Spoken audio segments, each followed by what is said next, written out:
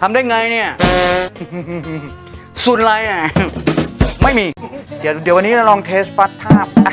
ต้าเธอเป็นฝรั่งจริงปะเนี่ยกินปลาร้ามึง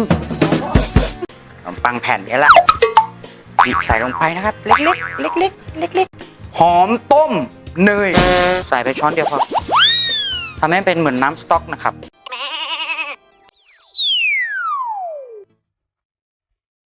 วันนี้เรามาที่ร้านน้องนะอยู่แถวลาดพร้าว94น้องมุกนะครับประตูงดงามมากเลยอ่ะ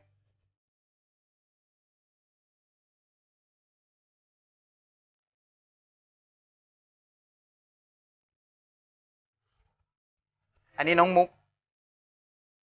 นี่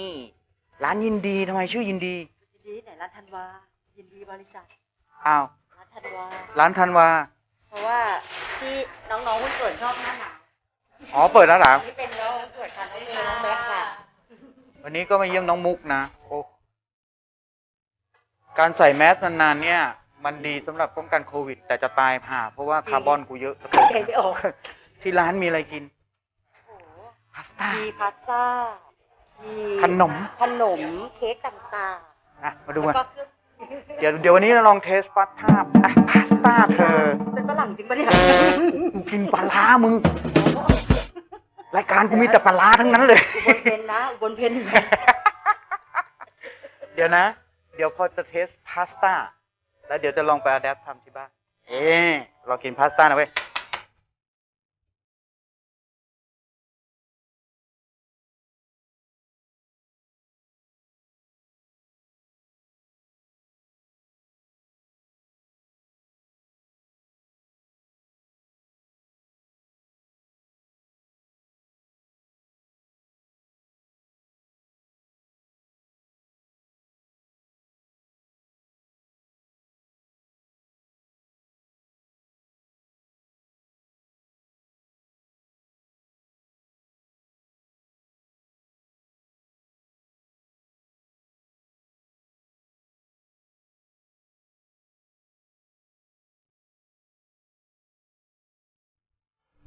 เด็กดีสิกลับมาอีกแล้วนะครับเมื่อกี้นี่พาไปดูภาพที่ไปเยือนร้านน้องกินพาสต้ากันนะเป็นพาสต้าเป็นแบบเส้นแบนๆนะแล้วก็เป็นไวท์ซอสนะครับก็เลยจัดเมนูสปาเกตตี้ซะเลยวันนี้โอเคแน่นอนเราก็ต้องมีเส้นสปาเกตตี้นะอันนี้ต้มไว้แล้วเส้นสปาเกตตี้เนี่ยเวลาต้มนะครับตอนช่วงขณะที่เอาเส้นลงไปแล้วเนี่ยเอาน้ำมันเหยาะลงไปซะหน่อยเพื่อไม่ให้เส้นมันเกาะกันเนาะมันจะได้ไม่เป็นก้อนๆครับอันนี้ก็ล้างน้ำเย็นเอาแป้งออกแล้วแล้วเราก็ใช้พริกปาปริก้าครับหอมหัวใหญ่วันนี้ใช้เป็นกุ้งแล้วก็ซอสพริกไทยดำของน้องพรเนยกระเทียมพอเราต้มเส้นเสร็จแล้วปั๊บเส้นเนี่ยถ้าจะให้อร่อยนะครับมันจะต้องไม่เละเกินไปนะแล้วก็ยังไม่เหลือไตเอาละตอนนี้เนยมันละลายแล้วนะเมื่อมันละลายปั๊บ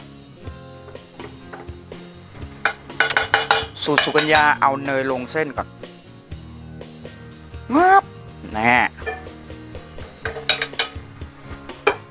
คลุกเคล้าเส้นก่อนนะครับหอมเลยล่ะทีเนี้ยนี่จัดการเส้นเราปุ๊บเราเก็บไว้ก่อนนิดเดียวคราวนี้เราก็ผัดหอมไม่ใส่กระเทียมแล้วเพราะว่าอะไรรู้ไหมในเนยเรามีกระเทียมแล้วเรียบร้อยนะครับแล้วก็ในนี้เราก็มีกระเทียมด้วยเพราะฉะนั้นเราจะเอาเนยผัดกับหอมหัวใหญ่ให้เขาแบบนุ่มปกติแล้วมันจะต้องมีเขาเรียกอะไรนะน้ำสต๊อกแต่ว่าเราใช้แบบง่ายๆของเราสไตล์แบบทำได้ไงเนี่ยสุดอะไรอ่ะไม่มีทำเป็นเหมือนหอมต้มเนยใส่ไปช้อนเดียวพอทำให้เป็นเหมือนน้ำสต๊อกนะครับโอเคเราจะใส่ผักลงไปเลยนะเพื่อความนิ่มใส่ปาปริก้าในเนยมีความเค็มอยู่บ้างแล้วนะครับเราเนี่ยกินง่ายๆน้ำตาลนี่เราก็รอนะครับรอ ก่อนที่เราจะใส่ส่วนผสมอื่นๆเข้าไปเรารอให้มันนิ่มก่อนนะครับมันเริ่มเดือดแล้วทีนี้มันมีอยู่อีกอย่างหนึ่งที่เรียนรู้มาจากคนที่เคยอยู่ร่วมกันในสมัยอดีตนะครับเขาบอกว่าอยากให้มันเป็นแบบเหนียวหน่อยเงี้ยแล้วก็บีบขนมปังใส่ลงไปขนมปังอะไรเหรอขนมปังแผ่นนี้แหละ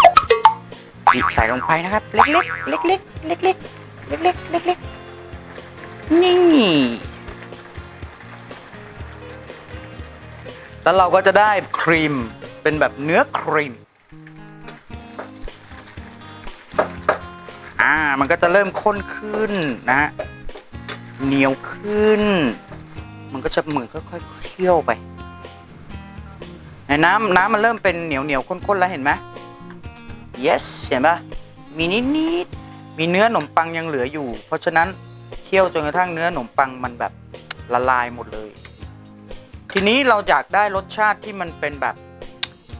ออกพริกไทยหน่อยๆฮะหอมพริกไทยอยากได้พริกไทยดำแต่เราไม่มีเม็ดพริกไทยดำเป็นแบบพวกเม็กซิกันเขาอะไรเงี้ยเราก็ใส่อันนี้เข้าไปซอสพริกไทยดำของ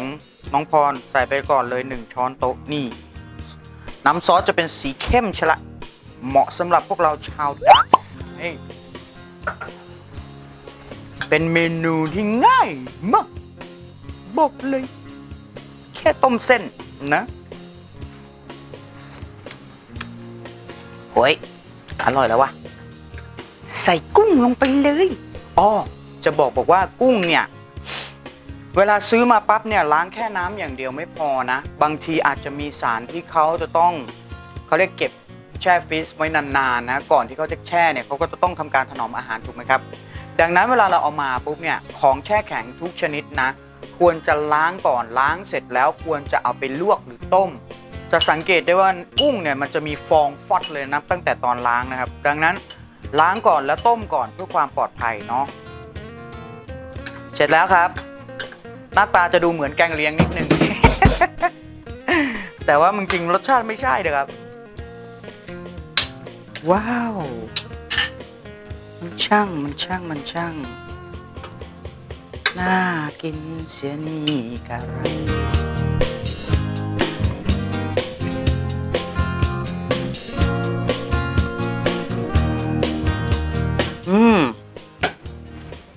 หน้าตาจะเป็นอย่างนี้เห็นไหมสวยงาม